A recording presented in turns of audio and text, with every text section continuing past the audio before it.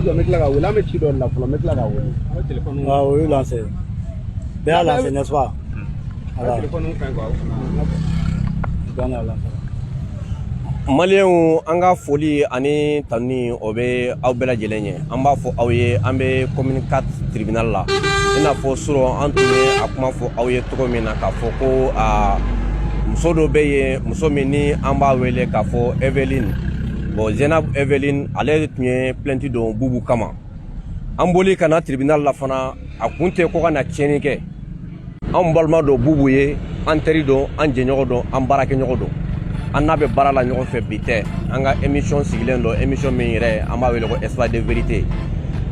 muso ye jalaki min ta ka Bubu sɛgɛrɛ a kumakan sɔrɔla o espace de vérité de kana kan a don y'a sɔrɔ ani ne yɛrɛ de tun bɛ ka émission kɛ n'a ma ɲa k'a fɔ ko o muso ye plainte don Bubu kama fasoden ɲumanya la ala bɛnnen don anw ka se ka ye kana kan k'a fɔ maliyɛn bɛɛ lajɛlen fana ɲɛna an bɛ tribunal la yan maa ma n'i bɛ se ka an sɔrɔ tribunal la i ka an sɔrɔ tribunal la nka depuis sisan an m'a fɔ maa si ye k'a fɔ k'i ka na tribunal la ko ka na gabakurun fili ka na nɛni la an m'o fɔ maa si ye an ko an balima dɔ kungo de b'a da la a bɛ tribunal la a k'a ye k'a fɔ tiɲɛ yɛrɛ la a bɛ ka émission min kɛ a bɛ ka kunnafoni min di a bɛ ka di jamana kɔnɔdenw de ma kungo y'a sɔrɔ tiɲɛ yɛrɛ la jamana kɔnɔdenw y'a kɛ a kungo ye o ye an wulikunba ye o ye an sekun ye yan tribunal la Bubu yɛrɛ nana sisan Bubu donna tribunal kɔnɔ mais min ye Zainab Eveline ye a nana k'a nana tribunal la ne yɛrɛ kɔni sɔrɔla ka na ne y'a sɔrɔ k'a fɔ k'a bɛ kɔnɔ na n kɔni n t'a dɔn n'a y'a sɔrɔ n'a a siriya ne wa so a nana 4 heures du matin ne kɔni n t'o dɔn n nana ka n'a sɔrɔ k'a fɔ k'a kɔni bɛ tribunal la n ɲa ma d'a kan ni ne donna tribunal kɔnɔ min fana tɛ Mali kɔnɔ yan k'a bɛ diaspora la an mago bɛ aw ka dɔw la an mago bɛ aw ka dɛmɛ la n'a fɔra ko dɛmɛ hakilina dɛmɛ don aw ka an dɛmɛ Bubu a bɛ se ka bɔ nin gɛlɛya kɔnɔ cogo min na n bɛ min fɔ fanga dɛmɛbagaw ye an bɛ ka fanga in dɛmɛ an bɛ ka a dɛmɛ an faso de kama an bɛ ka dɛmɛ Mali de bɛ basigi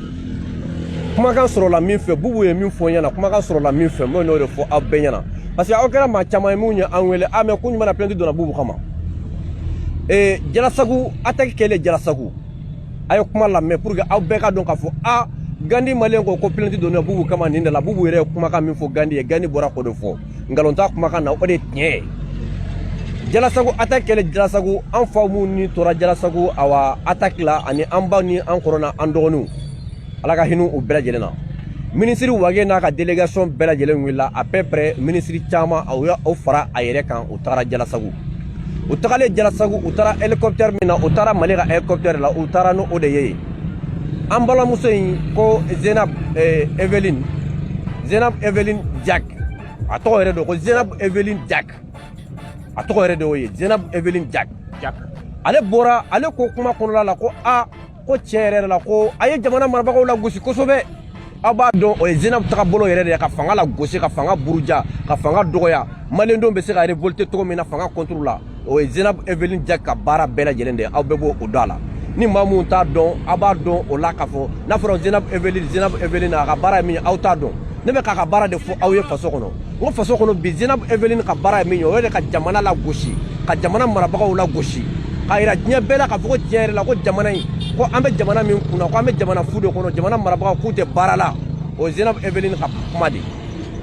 a ko ministre tagali min kɛra yen fila la ko ministre hélicoptère de taara ni ministre ye a ye jamana marabagaw la gosi kosɛbɛ ne ni Bubu ka émission na an da nana ka na se a kuma ma an bɛ ka dugawu kɛ awa an balimaw ye tɔgɔ min na minnu ni tora awa Jalasagu kɛlɛ la Bubu ko k'a fɔ ko dɔw yɛrɛ ko awa k'an ka ministre tagara ni awa fɛn min ye ko an ka ministre taara hélicoptère min na ko ministre ta don Bubu ko mɔgɔ minnu ye nin kuma fɔ k'u ye nkalon tigɛ bi u ye nkalon tigɛ sini ko ministre taara hélicoptère min na ko Mali ta don an ka émission yɛrɛ la an ye Wage ninnu jigintɔla ka bɔ hélicoptère kɔnɔ an y'o vidéo bɛɛ bila émission na pour que mɔgɔw k'a dɔn yala mɔgɔ caman bɛ émission kɔni kɛ jamana den ɲumanw ani jamana den jugu bɛɛ lajɛlen bɛ émission in lamɛn parce que u b'a dɔn k'a fɔ min bɛ kumakan min bɛ ka fɔ faso ta de bɛ ka fɔ bon on dirait que a y'o kuma de lamɛn ko Bubu ko k'a fɔ ko mɔgɔ minnu ko u taara MINUSMA ka hélicoptère la ko awa k'u ye nkalon tigɛ ko mɔgɔ minnu bɛ ka jamana buruja bi ka jamana marabagaw buruja ka nkalon da u la ko mɔgɔ caman k'u caman de bɛ yen ko nation union européenne de bɛ ka wari d'u ma kuma bɛɛ de filɛ nin ye dɛ Eveline tɔgɔ ma fɔ a fa tɔgɔ ma fɔ a ba tɔgɔ ma fɔ mais taamasiyɛn dɔw de fɔra dɔrɔn Eveline y'a yɛrɛ ye o kuma dɔ kɔnɔ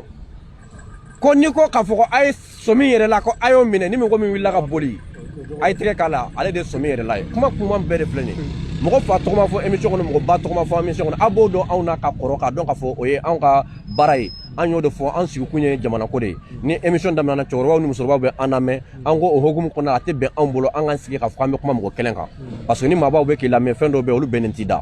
kuma fɔra nin tɔgɔ in de la émission kɔnɔ ko mɔgɔ minnu bɛ ka jamana marabagaw la gosi k'a fɔ ko tiɲɛ yɛrɛ la k'u taara hélicoptère min na ko MINUSMA ta don k'u ye nkalon tigɛ bi u ye nkalon tigɛ sini Bubu ka caman yɛrɛ bɛ yen ko olu dɔw yɛrɛ bɛ yen ko minnu bɛ ka kuma la k'i b'a sɔrɔ ko mɔgɔw bɛ ka kuma la k'olu faw yɛrɛ tubabuw de ye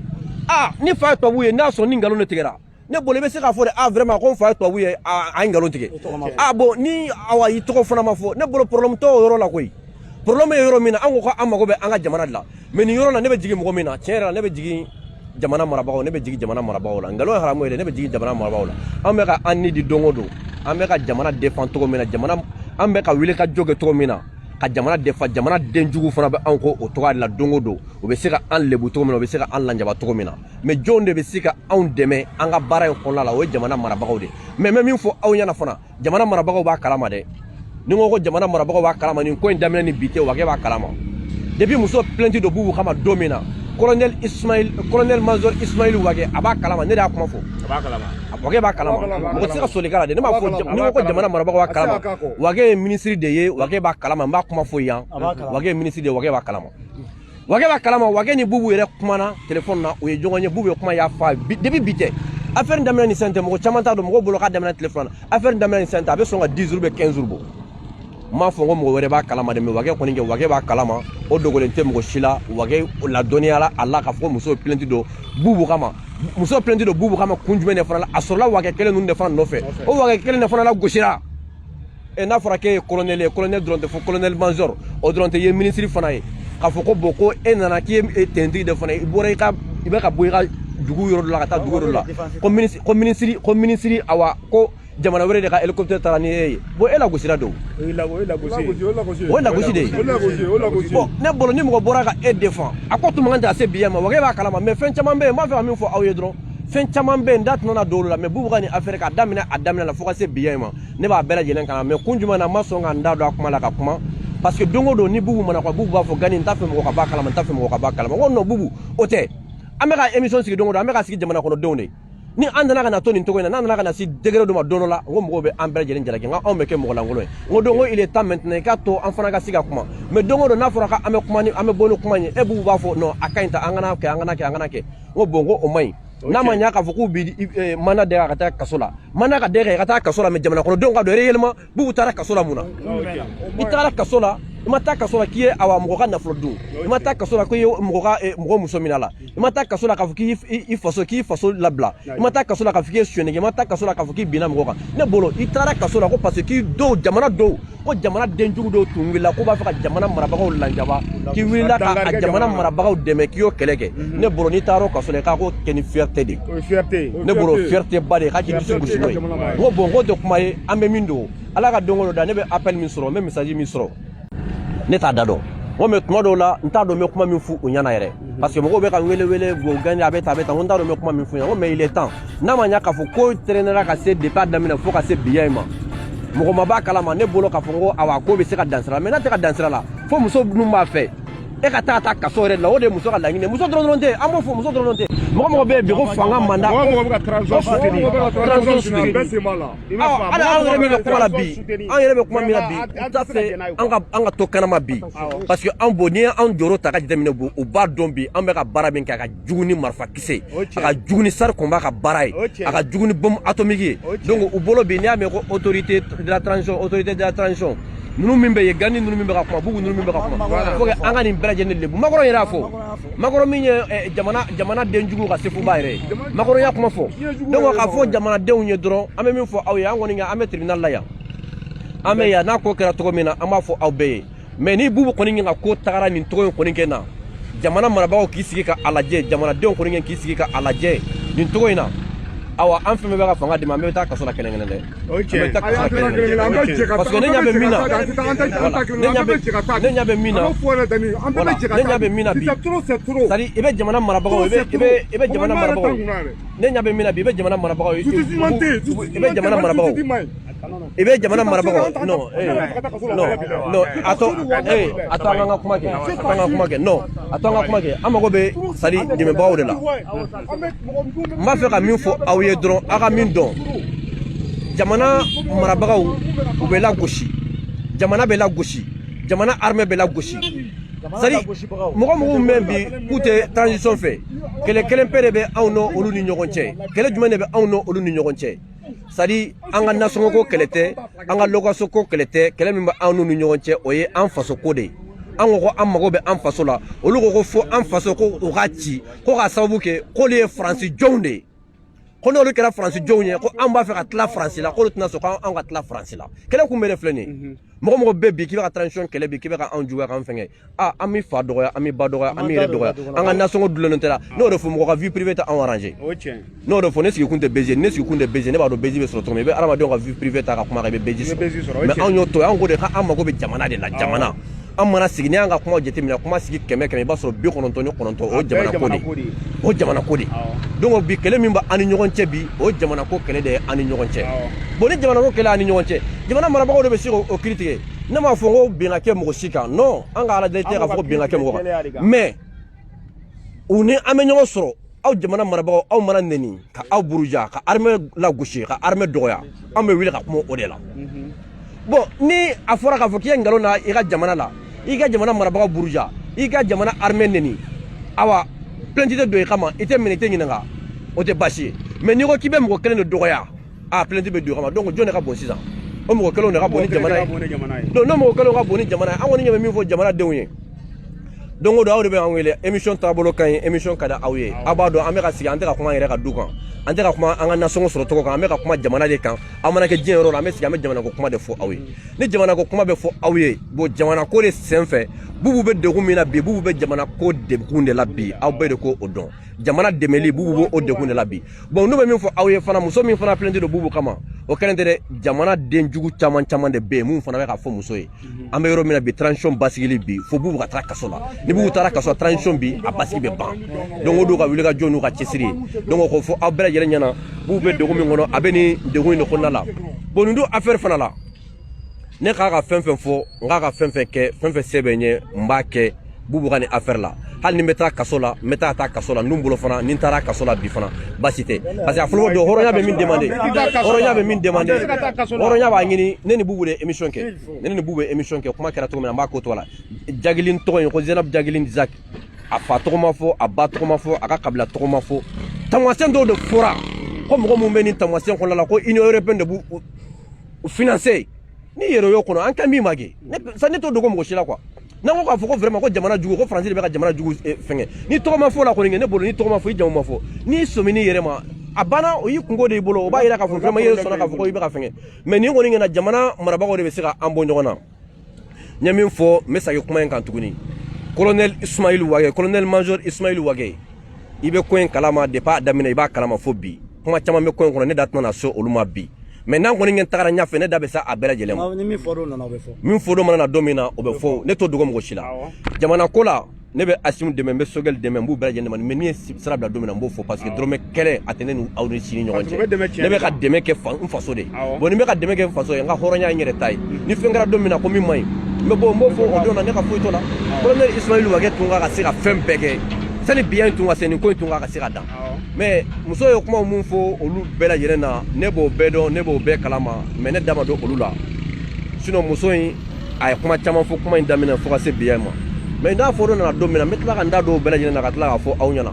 an ka baara tɛ mɔgɔ ka vie privée ye parce que cɛkɔrɔbaw ni musokɔrɔbaw ka lamɛnli kama ani kɔdɔnnaw ka lamɛnli kama an b'an intéressé fɛn min na o ye jamana ko de mais bubu ka nin ye jamana ko de diaspora la mɔgɔ mɔgɔ ye appel à la mobilisation kɛ Segu Tunkara ninnu ani Fifi Diop ninnu fo ka taa se mɔgɔ wɛrɛw ma n bɛ aw bɛɛ lajɛlen fo Mali kɔnɔ ani Mali kɔkan n bɛ aw bɛɛ lajɛlen fo juste ka se ka aw ladɔnniya an bɛ degun min kɔnɔna la bi parce que aw mɔgɔ mun bɛ diaspora la aw bɛ k'a ye vraiment émission bɛ kɛ émission bɛ diya aw ye aw mɔgɔ min bɛ Mali kɔnɔ émission bɛ kɛ émission bɛ diya aw ye mais aw ka dɔn fana k'a fɔ ko an bɛ ka émission kɛ ni awa basigibaliya min kɔnɔ aw b'o bɛɛ lajɛlen kalama sisan dɛ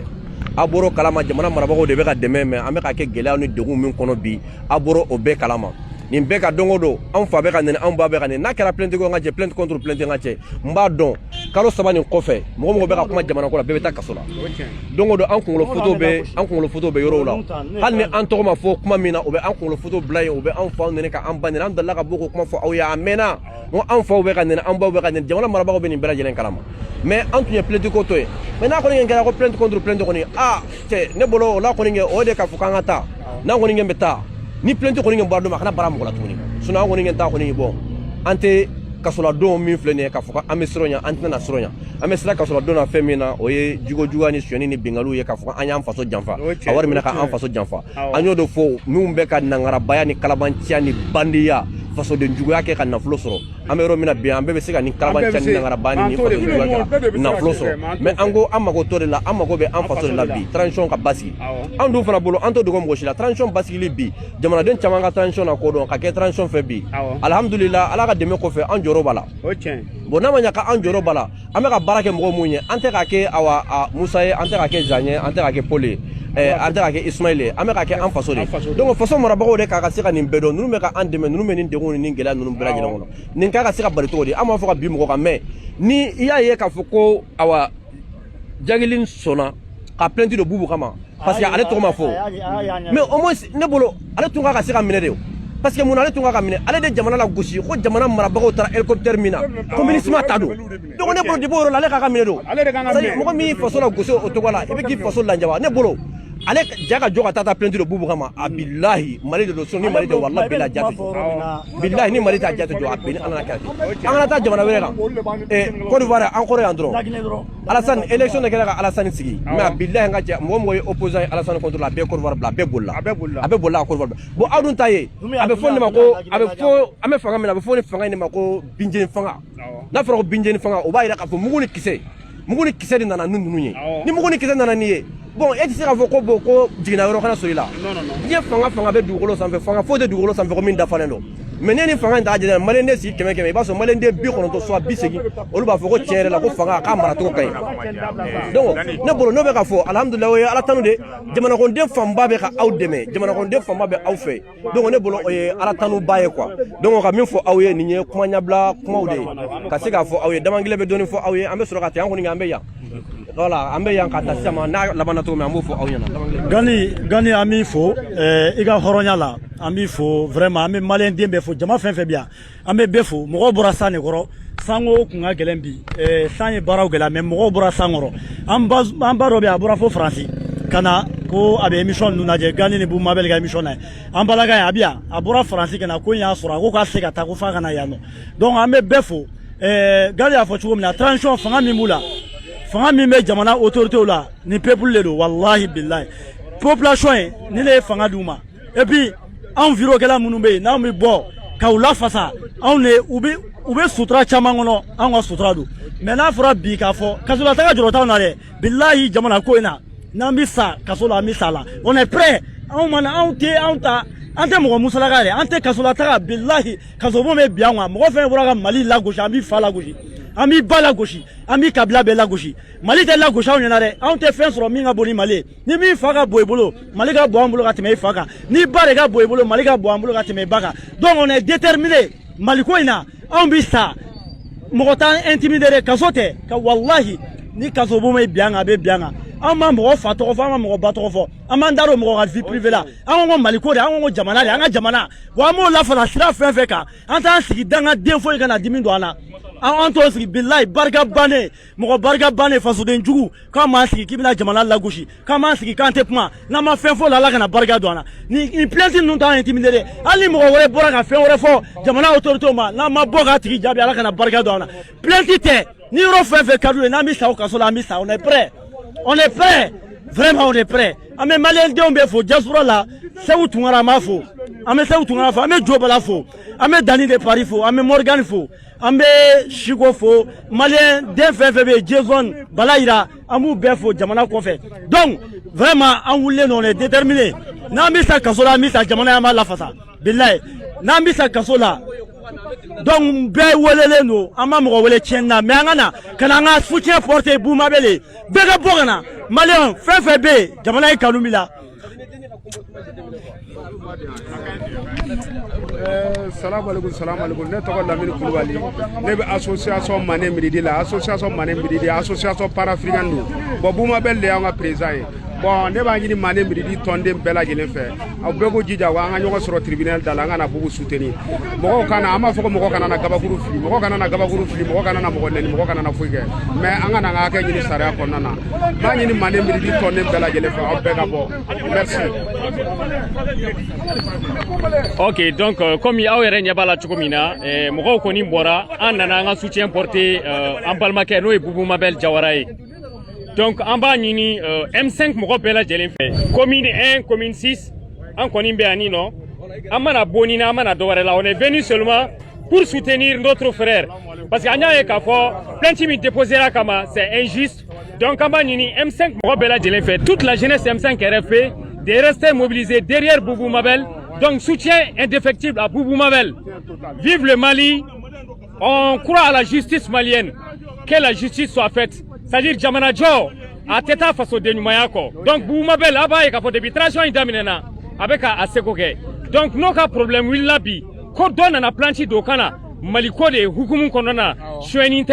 et ama fawre ke mimba ira ka wakanga nyagi. Donc an koni be bo an ba nyini M5 mo fa be commune kati konoya. Ani commune 3 toutes les communes an ka ɲɔgɔn sɔrɔ yan nin nɔ an ka fara ɲɔgɔn kan pour le soutien indéfectible à notre frère Bouma Belle Jawara. Merci beaucoup.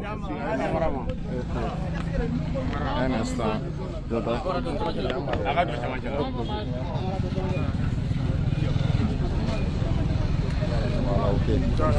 Voilà, c'est bon, on a donné.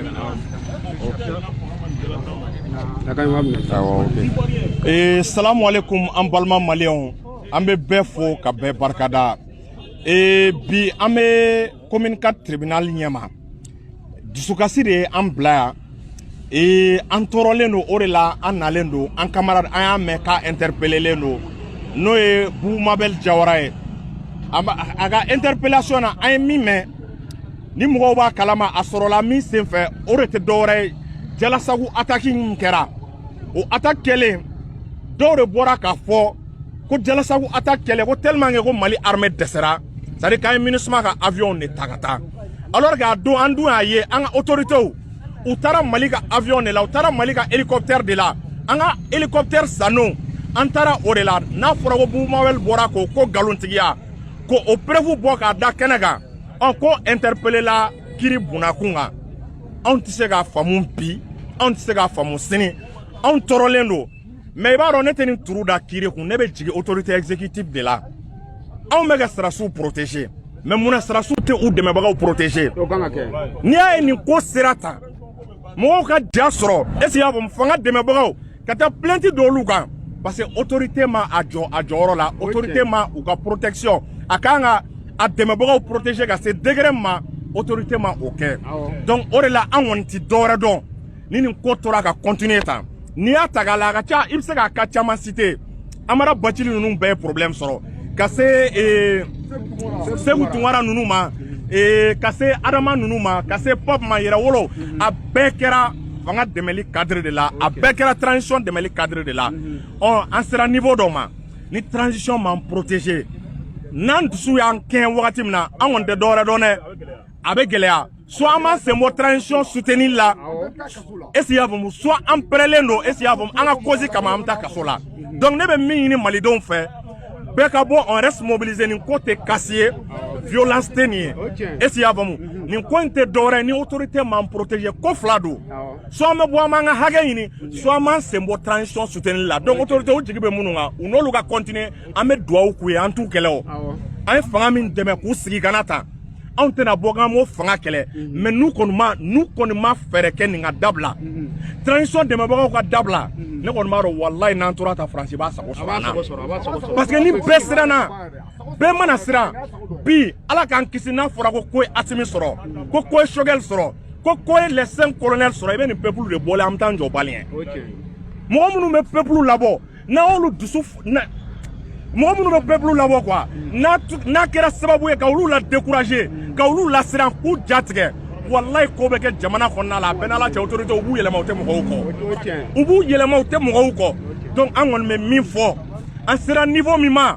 an b'a demander autorités fɛ n'u t'an protéger u k'an protéger n'u t'an protéger an b'an sigi so k'an daminɛ ka bɔ nin risque nin fɛn ninnu bɛɛ kɔnɔna la cɛ dɔ kɛra an tɔɔrɔla an degunna an ɲanina Boubou Mabel billahi an b'a soutenir wa an tɛ jɛnna a tɛ yafa deli mɔgɔ si fɛ